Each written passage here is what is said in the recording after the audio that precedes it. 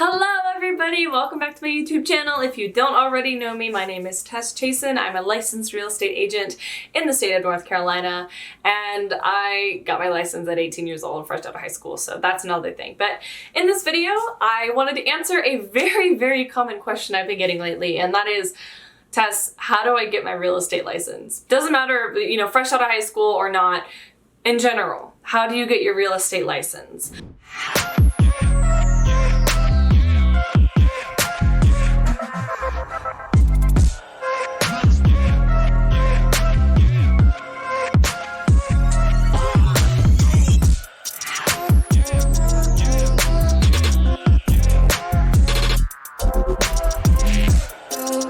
So I will speak generally, and I'm gonna also speak in, my state, North Carolina, because just be aware, no matter where you're watching from, you could probably get a license like in the US, but each state has specific little, nitpicky things and little tweaks that you're gonna have to do based on your state. Like, North Carolina is different than Florida, etc.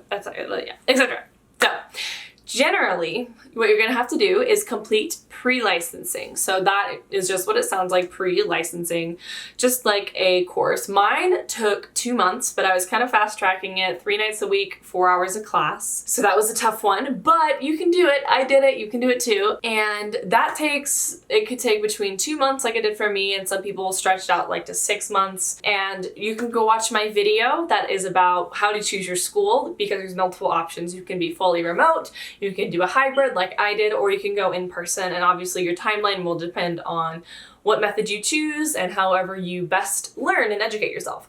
So once you finish your pre-licensing, you're gonna have to take a final exam, right? So for North Carolina, you're gonna have to do a course exam after your pre-licensing. If you pass the course exam, then you're qualified for the final exam, like the state exam. If you don't pass the course exam, you have to retake the whole entire course. So that's kind of crazy and very stressful. So honestly, the course test was more stressful for me because I knew that you had 2 tries, or I had 2 tries.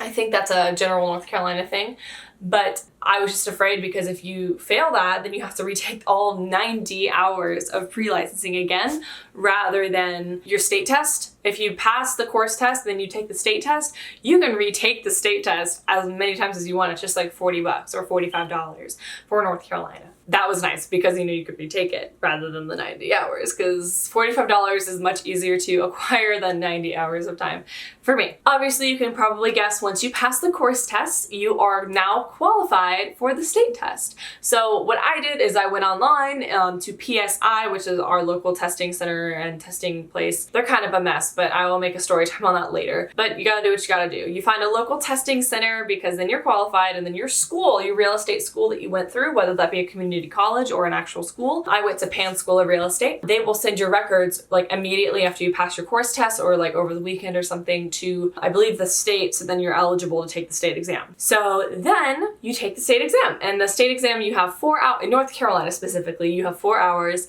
I finished it wasn't entirely difficult. The most challenging thing was that the course I took worded the questions quite differently than the ones on the state exam. So to practice, I would highly recommend going online and just Googling your state's real estate test. And generally, a lot of stuff is very similar, but your state specific stuff, do that, but also, general real estate stuff, you can find at least those questions, so you're used to reading that language and verbiage.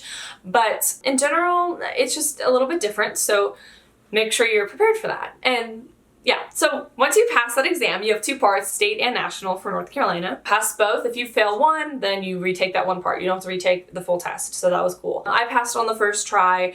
Luckily, it was a little nerve-wracking for me because I flagged way more questions on the final test than I did of the course test. So, but anyways, once you pass the state, the testing center will send your state test results to the real estate commission of your state. So for example, for me, the real estate commission was sent my test scores, but again, PSI kind of messed up or something. I don't know what happened, but it was a little bit rocky for me. It just took a little bit longer because I had waited a week, and then I called the testing center and they were like, we sent your scores, and then I called the commission and they said, we didn't get your scores. So I was like, oh my God. But anyway, they send the scores over and it's all fine.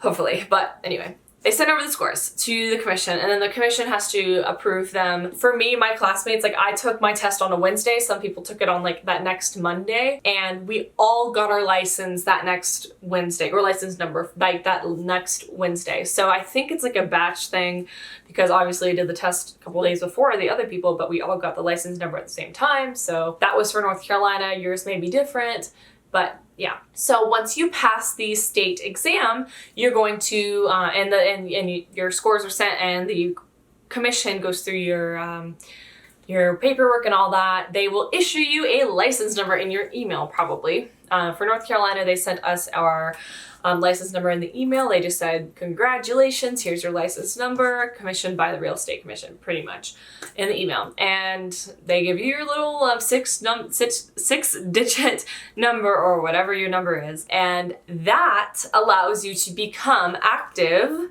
or activated, you know what I mean, by a brokerage. So to be active and able to, you know, be an active real estate broker, you gotta find a brokerage. For example, I'm with EXP. So what I did is I went through the really simple form, like to sign on, pretty much just did the basic. And I did this before I got my number because I was very proactive, like phone number, you know, just the classic fill out a form, and independent contractor agreement, all that. And then you put in your license number and you click submit. And then they got back to me like the next day, and onboarding was pretty simple. I was just very anxious to get going because I was like, I want to just start right now. But yeah, once you have your number, you are able to then sign on to an agency or a brokerage.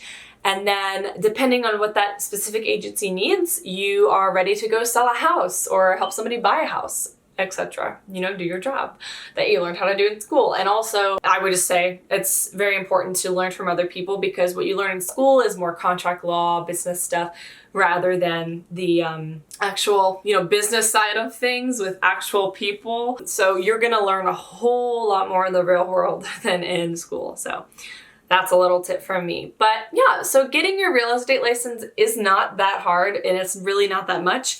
I will say you probably will have to save about $1,000. It may not cost you that much. I know for me, like my classes cost around $500, but there were some like cheaper options out there. Then you need to pay your realtor fees once you get, or you don't have to be a realtor, but then you pay brokerage fees, then you pay MLS fees, and if you want to be realtor fees, etc. It does add up, and you know, like the $50 for the test and all that. So make sure you do have some money set aside, but really it's not that much compared to like $100,000 for college. So it's really up to you. Whatever you think on that. But see, it's not that hard to get a license, and especially if it's something that you want to do. For me, I was fully motivated to do it, so went by super fast, and it was not painful or anything like agonizing for me. But everybody has a different experience with it. So yeah, if you have any questions, just feel free to reach out to me. You can reach me via the Zoom in my description box.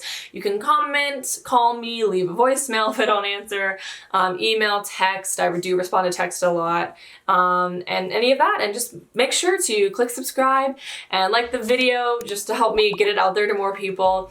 And click the notification bell if you do want to hear about my upcoming videos. Thanks so much for watching, and I hope you guys have a good day. Bye!